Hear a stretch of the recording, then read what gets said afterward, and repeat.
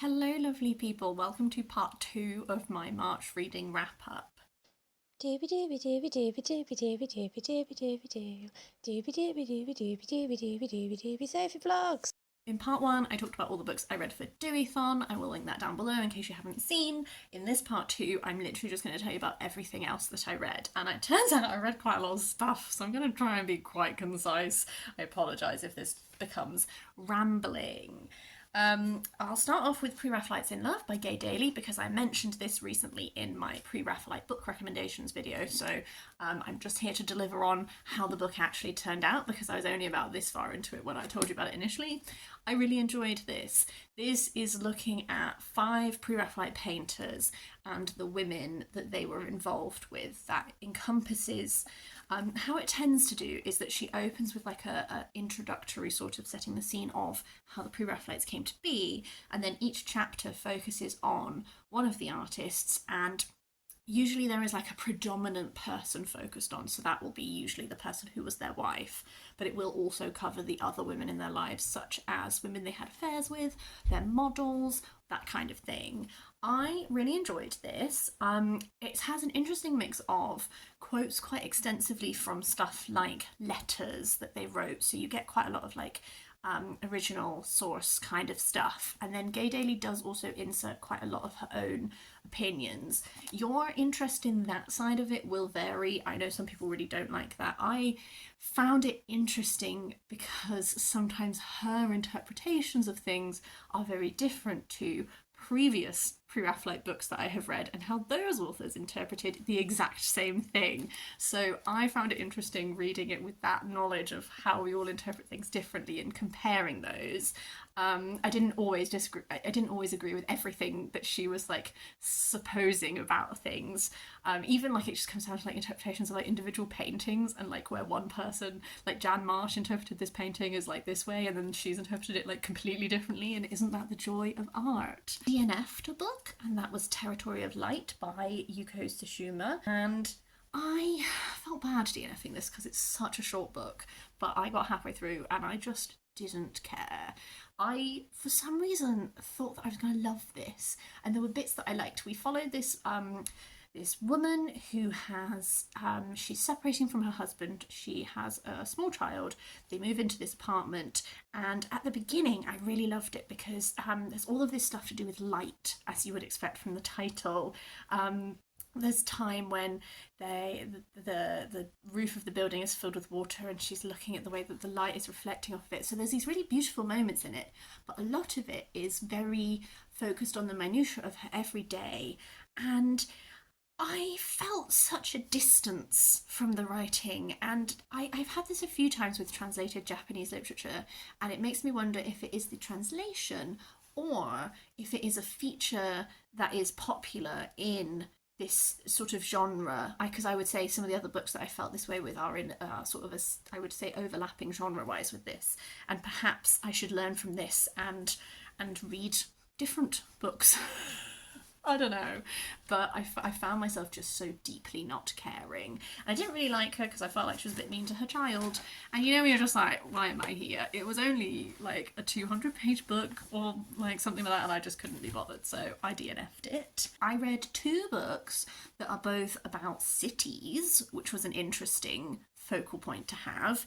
The first one of these is Antwerp, The Glory Years by Michael Pye.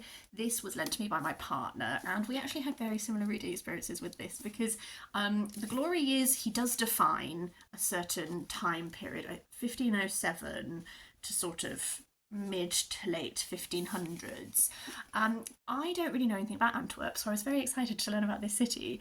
I did enjoy this. I found myself a little bit disappointed. Sort of just something about the way that this is structured and framed didn't feel like I was really getting a sense of Antwerp. I felt like I was reading lots of things that happened, that just happened to happen in Antwerp, but I didn't come away with this with a real understanding of place. And I think because a lot of some of the chapters are like focusing on like a particular time, and then some of them kind of take a topic and noodle, which I usually like, but something about this combination meant that I always just felt like I wasn't on sure footing. Sometimes I'd be reading something and I'd be like, what year are we in compared to what year we were in with the previous? And like I just couldn't link them all up. I just felt really unrooted in this. And I have read other reviews and there are other people saying the same thing. So I felt, you know, sometimes you're like, is it just me? Am I being a fool? But no, it did seem to be quite a common reading experience of this. So it has made me want to visit Antwerp. Like, I do feel like it seems like a place that has very interesting history. I don't feel like I could really tell you that much about it based on this. I feel like I really didn't feel rooted at all, and that was a bit disappointing. Potentially highlighted by the fact that I listened to on audiobook Shadow City, A Woman Walks Kabul by Taran N. Khan, which was narrated by Shonaz Patel. Loved Shonaz Patel's narration. She had such a lovely cadence to her voice. I just really enjoyed the narration of this book. Her is not from Kabul. She visited Kabul lots of different times in her life, and the book itself is kind of taking you through sort of each chapter focuses on a different topic, but she covers a lot of history and she covers a lot of personal experiences that she had there alongside this greater look at history and how Kabul has changed over time depending on who is in charge and all this kind of thing. Two chapters that really stood out to me. One of them was about cinema, which I just found really interesting. It was about filmmaking in Kabul. She has a friend who is a director and a filmmaker, so she talked to him quite heavily, and the role that cinema has in this city and childhood memories of going to the cinema there, and that was really interesting. Another chapter that was all about mental health and sort of addiction and the stigma that comes with that, and she talked to this doctor who specializes in treating people who have addiction issues, and he talked quite extensively about how there's such a stigma about it that even as a person who is treating people, he has all this stigma attached to him. And I feel like in comparison to Antwerp, potentially these chapter focuses were stronger and they were more channeled and focused and concise, and so I've come away like I would be able to talk to you about those topics in a way that I don't feel like I'd be able to do with the Antwerp book. So I thought this one was really great. The one thing I will say is that the subheading of Woman Walks Kabul made me think coming into this that we would be following her. Like, I thought the book would be structured around her literally walking and like the different places she was walking in, exploring them, and that is not at all what is doing. She doesn't talk about walking it. So just like a heads up, because that was like expectation versus reality kind of moment there. My friend lent me Bloom by Kevin Panetta and Savanna Ganucheau. When people say, would you like to borrow this book? I always say yes, because I'm always interested in what people will lend me. This is a graphic novel. It's all done in blues. I like the cool blue art style. What I liked about this is that a lot of it is set in a bakery, because we have Ari, whose family owns this bakery. He really wants to move away. He wants to go make it work with his band. And then there's this other guy. What is your name? And then there's Hector, who loves baking. And so Hector starts to work at the bakery, sort of a romance blooms and all that kind of thing. My favourite thing is the baking. I'm trying to find an example of, they have these beautiful, like this, they're just making bread, making some dough, all of the stuff to do with food I absolutely loved. I think that I haven't read this. I'm going to compare it to Heartstopper just based on vibes alone, in that it's a very like low stakes boys falling in love kind of thing. I think potentially I am a bit too old to fall head over heels in this, / B, I guess I'm not that big of a romance gal. You know it, I know it, we all know it.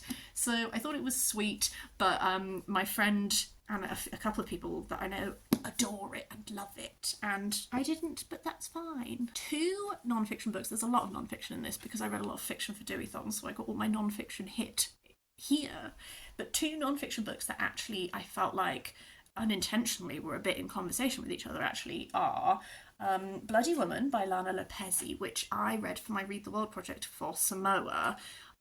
This is non-fiction sort of essays, I guess, and she is talking about what it is like to be like modern Samoan woman identity. These essays, it's the title Bloody Woman comes from she was having all of these clots and these bleedings, and she really that influenced how she was writing. And there's a lot that is to do with like modern Samoan identity, and it was really interesting sort of to read. I didn't rate this book because I felt like I'm not really the target reader for it, and I read it to learn more about what it is like to be a Samoan woman. There's quite a lot of focus on being like diasporic because she lives in New Zealand, and it was an interesting read. But what it kind of connected with that I read later in the month was Heartberries by Terese Marie Mailhot, who is an Indigenous American writer, and that is again sort of a series of essays, and she's looking a lot at very, very personal essays to do with this really hard time she had with her mental health, and she ended up being put into, she ended up admitting herself into a mental health institution. But she talks a lot as well. She had this whole experience with clotting and blood and all this kind of thing. And I felt like, although there's people who live very far apart from each other, there was this commonality between examining the lived experience, connected to bodies, connected to bleeding. I don't know, they just really felt like they were in conversation with each other. The Heartberries book is different chapters focus on different things. There is sort of like a running thread throughout that is this particular time in her life. I think I enjoyed it. I don't not necessarily enjoyed it. I appreciated the earlier chapters a lot because there is like a poeticism to the way that they're being told. Like it's not always linearly told. It was being told like a bit fragmented, but like very deliberately so. And that disappeared as the book went on, and I think that I just liked that style. These were both very, very personal, very biographical, and I found them very interesting to read from that perspective. The final non-fiction book I will talk about, and then I have two fiction books, is Windswept, Life, Nature and Deep Time in the Scottish Highlands by Annie Worsley. This is nature writing, but in that way that nature writing encompasses so many other things is. So the author moved to Scotland and she became a crofter, which is, if you're a crofter in the Highlands, there are very specific things that you have to do. You have to be caretaking the land and this sort of thing. So there's a lot of this is focusing on that, and it kind of goes through a year. So it is split by time and you follow this journey. But as is the nature of things, she encompasses so many things. One thing that I really appreciated reading is that she has experience of chronic illness and chronic pain that influences what she's able to do and that kind of thing. And that was a perspective that I really appreciated reading.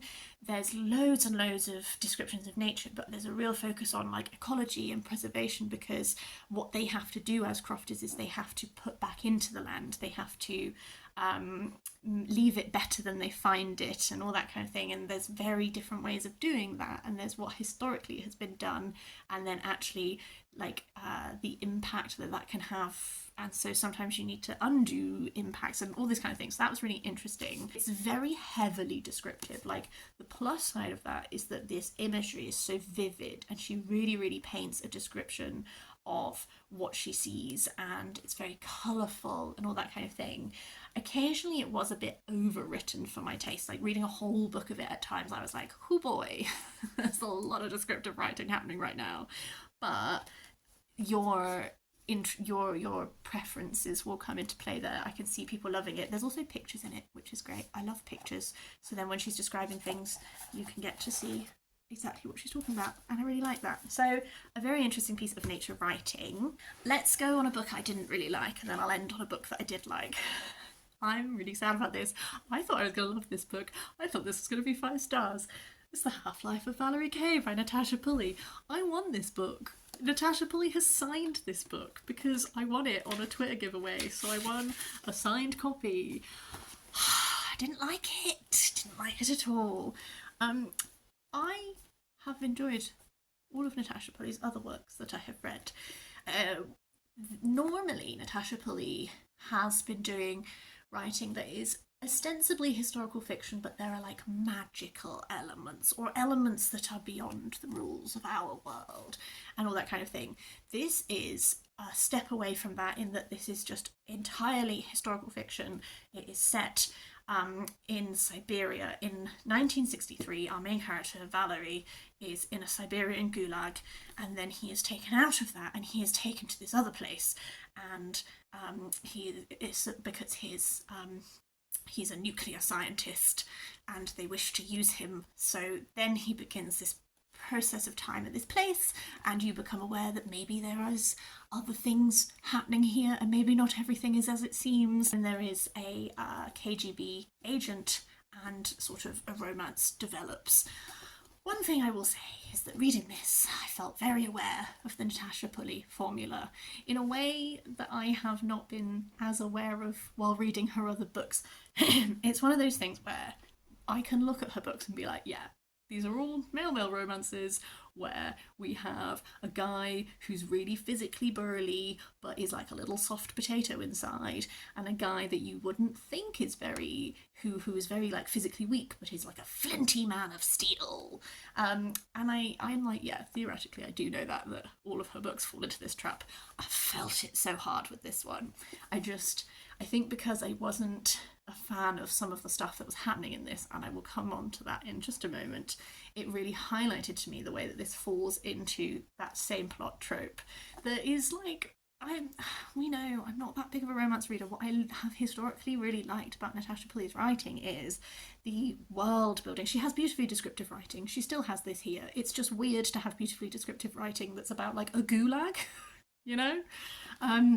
So what actually really bothered me about this is like 68 pages in, I had a whiplash moment, and I'm gonna talk about it. I don't know if it's a spoiler, I'm just gonna talk about it anyway. 68 pages in, it's casually thrown in as like backstory to Valkyrie, or like flashback to his time when he just was working with Joseph Mengele in Germany, and I was like, I'm sorry, what? Like, at no prior point have I been set up for Nazi human experimentation. No. I was like, okay, he's kind of got a thing for the KGB agent, and then we were like, no, human experiments. Like, I think what is difficult is that this is drawing on so much real history. This is inspired by a real place that existed, where people were exposed to nuclear radiation and all this kind of stuff, and I find it really, really weird to take very harrowing moments from actual history and use them as your backdrop for your soft woobifying boyfriend romance, because I get that. I think what's being attempted here is this look at like people who've done bad things, and are they still deserving of love and all of this. It's just, we kind of just throw stuff in like that, and then we don't really, like, Valery cries and he feels really bad about it, but he's told, don't worry, you didn't, like, you were a child, you're a 19-year-old man, you were explicitly given an opportunity in text to not be involved in the human experimentation. And there's just like a lot of that of it, where it's like, we want to have it set in a gulag because we want to give Valery a sad backstory, but we're not actually going to engage with that really beyond giving Valery a sad backstory. I don't know. I wrote like a long Goodreads review that was like my actual thoughts.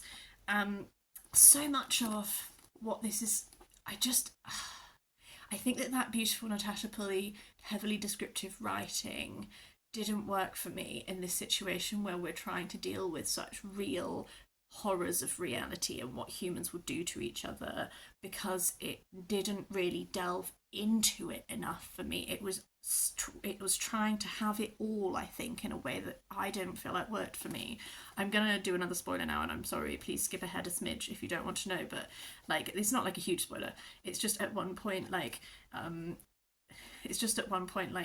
Valery explains to his love interest's child that she's dying because she has been exposed to radiation, so she's got leukemia.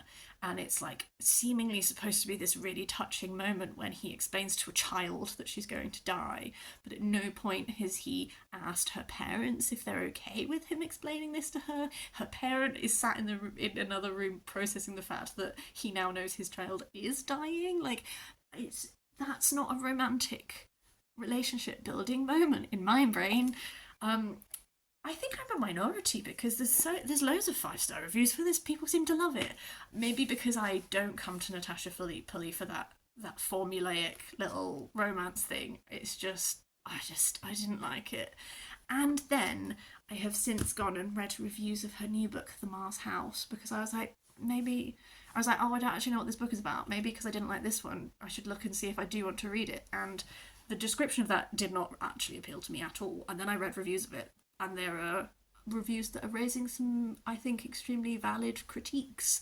And so I don't want to read that anymore. So that was an experience I thought would be far more positive for me. The final book I'm going to talk about was Velvet Was the Night by Silvia Moreno Garcia. I enjoyed this one. This is a noir, which is not a genre that I read a lot of, but I really liked Silvia Moreno Garcia's Certain Dark Things, which is a noir but with vampires. This has no vampires, this has no supernatural element at all, but I liked that, so I thought, let's try it. There are two perspectives in this. Mate?